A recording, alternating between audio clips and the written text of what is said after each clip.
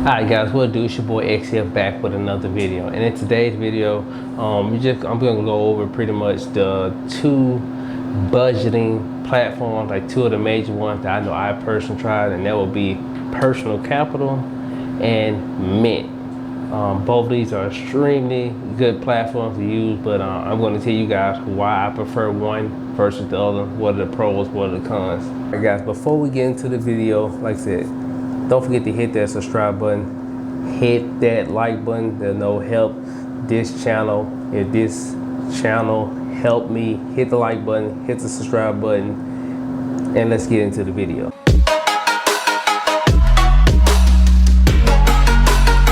Alright guys, so pretty much we're going to talk about the two budgeting platforms. Why? Because I feel like budgeting is a key factor in trying to gain wealth. Without budgeting, without micromanaging your money, there's literally no way for you to literally just go on and reach that plateau that you're reaching, unless you pay somebody to do it. Then if they do that, it ain't even your problem. That's a him job. But if it's something that you're doing, it must be done. Like, I can't stress enough, you should know where every dollar is going, because dollars are hard to come by. And with that being said, when it comes to budgeting your money, you can always go to the old reliable. Don't even know what my compass book is, but you can always write yours down, manage it, do all you can. But for a lot of millennials, we look towards apps. And if you're budgeting your money, there's pretty much like, it's a couple out there, don't get me wrong, but it's like two of the main ones that a lot of people reference would be Personal Capital and Mint. Now, I have tried both of these platforms. They're both amazing. They got a lot of good features, but I do prefer one over the other. Now, Personal Capital is a investing platform and a budgeting, while Mint just, it really just homes in on budgeting. And one of the main things that I like Mint for, as far as Personal Capital, it would be with Mint, pretty much with both of the platforms, you have the link your accounts to these, and that way it can fully innovate and help you budget. You can link your credit cards, your mortgages, your auto loans, your bank accounts, even your 401ks and your Roth. You can link all these in, and they'll help you see what your net worth is, see how much your spending habit is, see how much you're spending versus each category. But when it comes to the categories, Mint does that a lot better as far as capital, Personal Capital, only for the fact that it really breaks down on Mint and tell you groceries, bills. It really buckles down pretty much just on Personal Capital. It's just gonna let you know, hey, you spent this amount this month. So Mint wins in that department hands down.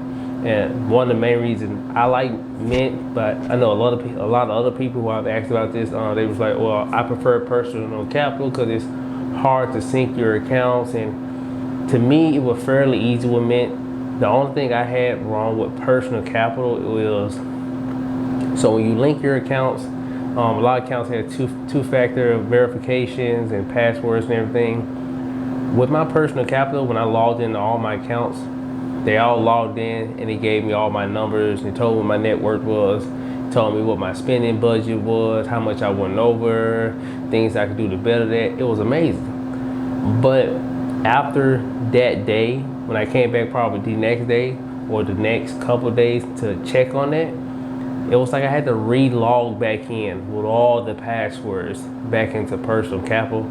I mean, I had to log into my Robinhood. I had to re-log back into my M1 Finance. It didn't pull my TSP 401k. I had to keep constantly, every time I log in, just re-log in. And the platform itself is great. Like I said, it was good on the spending and all that, but the re-logging in was tiresome. It got to the point where I didn't even want to use it, because I knew when I log in, I had to log into all the other accounts so it can refresh. But with Mint, I didn't have to do that. The only account that I had to refresh would be my TSP, and that's on my 401k through my job. So outside of that, all the rest of them, every time I log in, boom, they just refresh and they give me a number. And I like that so much more. And that's mainly the reason why I swapped from Personal Capital to Mint, for that, pretty much that main reason. It was very worrisome to having to keep logging back in so it can refresh itself. If Personal Capital can edit its platform to knock that feature out, or better, home that, Personal Capital will be amazing. But with that one feature, me personally, I got to give it to Mint. And that, and just the overall budgeting when they break it down in sectors.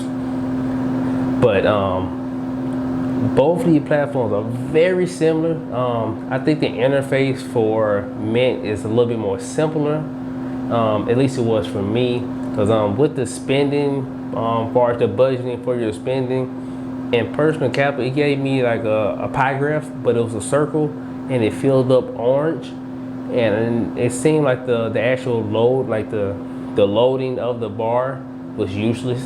I didn't see the point of that. The numbers were kind of spot on, but the actual loading of the graph, if you just look at the graph, it made no sense to me. I didn't like that. But as far as Mint, it's just pretty flat, toned out. Just, hey, network, bills, budgeting, and then it just offer you tips. Hey, you spent too much grocery this week. It lets you set your limit.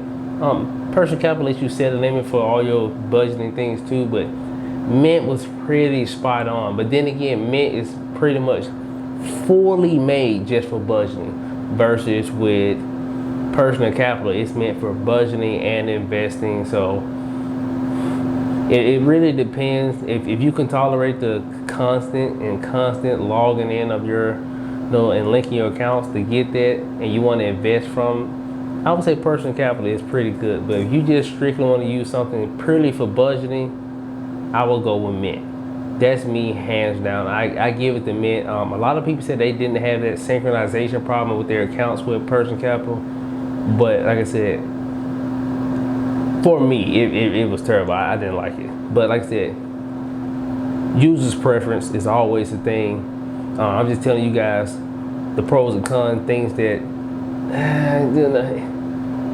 for some people it may not be a big deal, but for others it's a deal breaker. And for me, the constant synchronization of accounts was a deal breaker. That initially made me a try Mint, and then once I tried it, and I was like, oh well, I'm here, I'm sold. As long as I don't have to sync my accounts, great. Because I do use my budgeting apps. Overall, I mainly use mine just to know what my net worth is, so I can see it steadily grow with my investments and everything.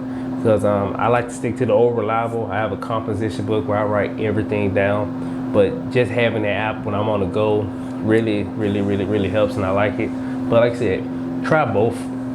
Like I said, you won't have that same interface problem that I was having. A lot of people that I read and things like that, they said they didn't, but for me it was torture and pretty much terrible, and I didn't like it. But for you it may be different, so try them out. Let me know what you guys think.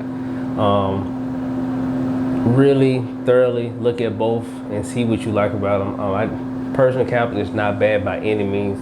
I would use it if I didn't have to sync those accounts, but it was a deal breaker for me. That's it for me, guys. Like I said, it's just a comparative video to let you guys know what my personal feel of both these platforms are. Like I said, neither of these platforms bad. They're both amazing. I just had issues with one that was like but they're both amazing. Most definitely try both of them out, and I strongly recommend you guys, please budget your money. Always be wise, and remember, little money does turn into big money. Counting every penny does make a difference, I promise you. But for anybody who's new to this channel, my name is Exia. This is my YouTube channel. We talk about personal financing. We talk about passive income. We talk about dividend stocks, Robinhood, N1 financing, option trading, you name it, we talk about it. Because pretty much I'm just dabbling into everything. Like I said, I do have a dividend portfolio. I do and am trying option trading. It's a little new to me. I've never done it before. I started this week. I'll let you guys get an update on that next week. But do not forget to subscribe to the channel, guys. Much appreciated. And until next time, this your boy Exia, and I'm out.